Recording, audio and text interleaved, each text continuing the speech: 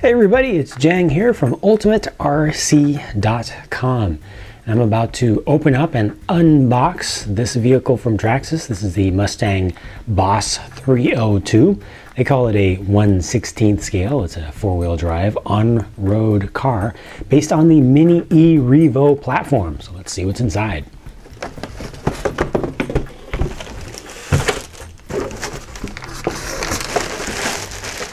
All right, so here's the main stuff that you'll find.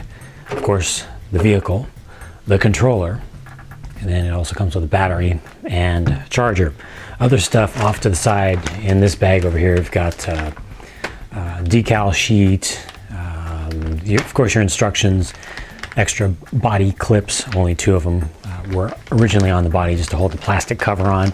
There is a long antenna tube because unfortunately this is a 27 megahertz AM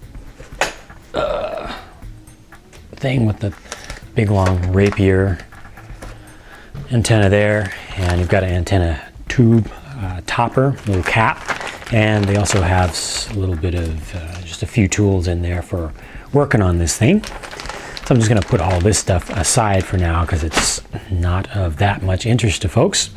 I'll get the other stuff out of the way too.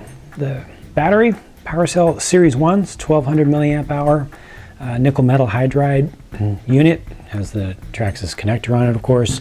Wall charger is the basic old standard, really low rate charger. These usually take about 4 hours for a normal charge. This one actually puts out 0.2 amps only, so it's just above a trickle.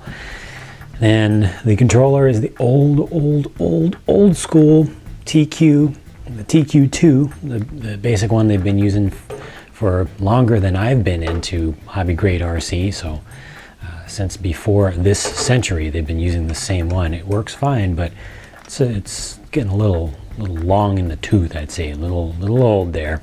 It only has trims and reversing for 2 channels. It has the 2 settings for physical limits on the throttle just to change the proportions between them, but bouncy steering wheel, that's your controller. This is the cheaper one that I got here, the 302 brushed edition. Forgot to mention that, which is why it has the cheaper controller, and you'll also find underneath this body that has a brushed motor compared to the VXL ones that a lot of the other vehicles on this chassis have used. Now, they call this a 1/16 scale. They pretty much just went with the size of the original chassis that it is placed on, and as you'll see in a minute, it's the Mini E Revo. However, with the car body on it, it is not literally 1/16 scale. It's actually closer to 1/12 scale. It's not all that small. If it was a 1/16 scale car, it would definitely be much smaller than this. It's in the 1/12 to 1/14 range, depending upon what model of body that they put on here. So bigger than it sounds like. And the body itself, it's obviously pre-painted or possibly screen printed. It's probably screen printed. I haven't looked at it in great detail yet, but pretty basic setup with the decals on it that are not all that well detailed, not a lot of them, but all in all, I think for the size of the chassis, I think they did a good job of replicating the overall look of this Mustang, and has the nice wide fender flares on it that are actually a little bit overdone on this, but that actually I think adds to the kind of muscly look of it. It's a little bit short, a little bit short and stubby overall in length, but all in all, for a basic on-road car, not so bad. So let me take this off now. Let's take a look at what we actually get underneath the workings of it. You can already see it has slick tires that just need to be scuffed in on 24 millimeter wheels. They're close to standard sedan style wheels. You can put standard sedan wheels onto these hubs. They have the 12 millimeter hexes on them, so that's all good. Again, Revo style chassis like the Mini, the original Mini E Revo. and it's got the cantilevered shocks, the lay down in the center, which just gives it a lower profile, adds weight to it. But a soft setup, a very soft setup for an on-road car, which is a little interesting. That's going to give it a lot more body roll and turns, and it'll also handle bumps, like regular bumps, I think, on normal asphalt, stuff that's not all sealed up and cured like a racing surface. It'll handle those a little bit better than something that's fully tuned for maximum turning performance. So I think that's a good idea there.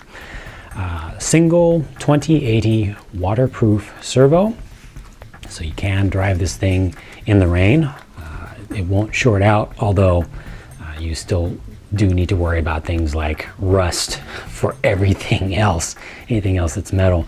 Waterproof ESC, waterproof receiver box over here. The ESC is brushed only, it's the XL 2.5, and like I said, this is the brushed edition, and it comes with the Titan 12-turn 540 to 550 sized motor. It's the same one that they use in their 1/10 scales. So that should be plenty of motor there when you consider that the 10th scales will be doing easily over 30 miles an hour when geared up with a good battery in them with that motor. So for this smaller car, that should be plenty to have fun with it for a brushed system. It does have the 2 battery trays, just like all the other vehicles are built on this platform. Easy to get to, easy to access from the side. You only want to use one of those batteries with the brushed motor. You can put 2 of them in, but you want to run them in parallel with a parallel connection. That's just going to increase your run time without really changing your speed at all. It might actually reduce your speed just slightly because of the extra weight. These shock bodies, speaking of weight, if you want to adjust your ride height, the shock bodies are threaded. They're plastic though, but they are threaded. The shocks are oil filled, but it's a pretty, it's a decent feeling setup there for the length of these arms. It has a fair amount of dampening action in there, not a whole lot. It should react pretty quickly. Has adjustable body posts at the rear, running different types of bodies. You can also swap these out for even longer ones if you want to run hatchback styles of bodies. Up front, also adjustable, looks like. These posts can go straight through the foam bumper. Speaking of which, foam bumper, that's always a good thing. It's a nice, good thing for absorbing shocks if you drive directly into something. Plastic driveline. 4-wheel drive, but plastic slider shafts, front and rear, and center. It's a little bit covered up on the bottom, but they're in there, little shorties front and a little bit longer one towards the rear.